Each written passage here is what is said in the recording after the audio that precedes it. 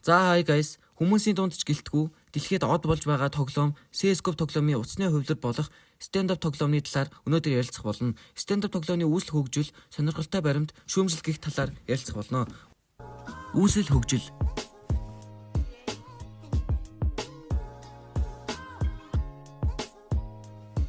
(2015) онд stand-up нэртэйгээр эхний хувилбараа цацсан байдаг.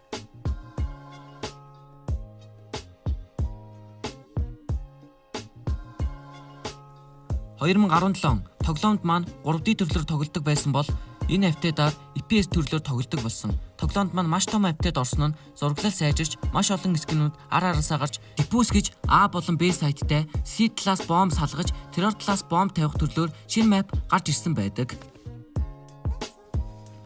4 сарын 17-ны апдейтаар EVM Import Eagle гэх мэт маш олон буунууд шинээр нэмэгдэж, Rust болон Training Offside гэх мэт шинэ Deathmatch map-ууд гарч, шинээр Skin Battle Pass, Event гэх системүүд нэмэгдсэн байдаг.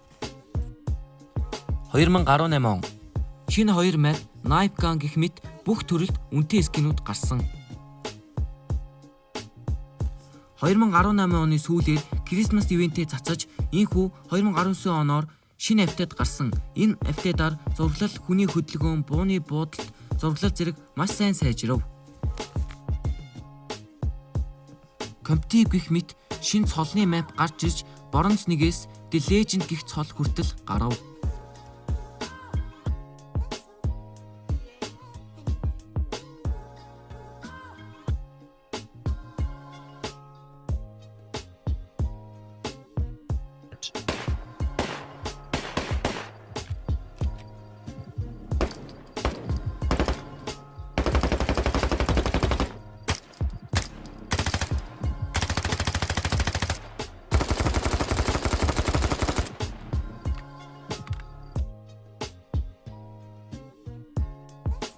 Stand-up 2-ын хамгийн том апдейт гарсан нь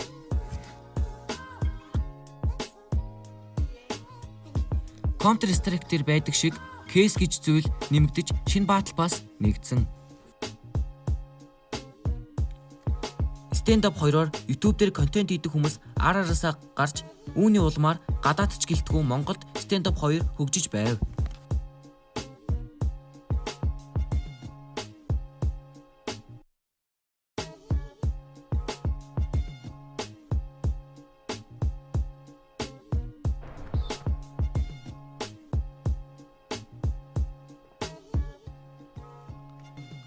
Тожиг чидэг нас. Diffuse аавна гэж байд юм. Бэдгүй юм шиг. Угаасаа Arch нэг орсон. Case нэг байна. Сонирхолтой баримт.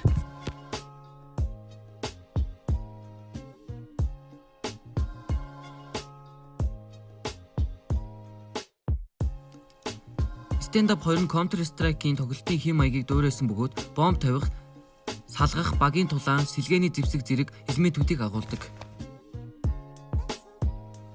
Stand-up 2 нь CS2-ын сүүлд болсон тэмцээн торнаментуудын улмаар PUBG Mobile, Mobile Legends-ийн тоглогчдын тог давах болсон юм.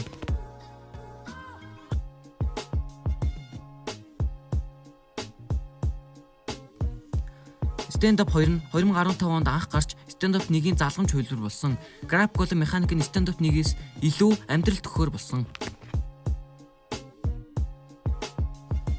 Google Play болон App Store дээр нийтдээ 200 сая гаруй удаа татагдсан гар утасны хамгийн алдартай PS тоглоомуудын нэг болгожээ. CS2-тэй адил хамгийн тоглодог горим нь Diffuse буюу бомбыг тавих, салгах бөгөөд террорист ба контр-террорист 2 багийн тулаан явагддаг. Шүүмж. Сүүлд гарсан апдейтаар 10 раунд нь 8 болсон. Мөн буу сэвэлсний араас дахиж 1 раунд сэвэлж байж пул бай хүрдэг болон овертайм байхгүй байгаа нь тоглогчдыг бухимдуулаад байгаа билээ. Мөн үүнээс илүү сонирхолтой баримтуудыг цаг алдалгүй сонсохыг хүсвэл манай сувгийг лайк болон subscribe дарж дэмжээрэй.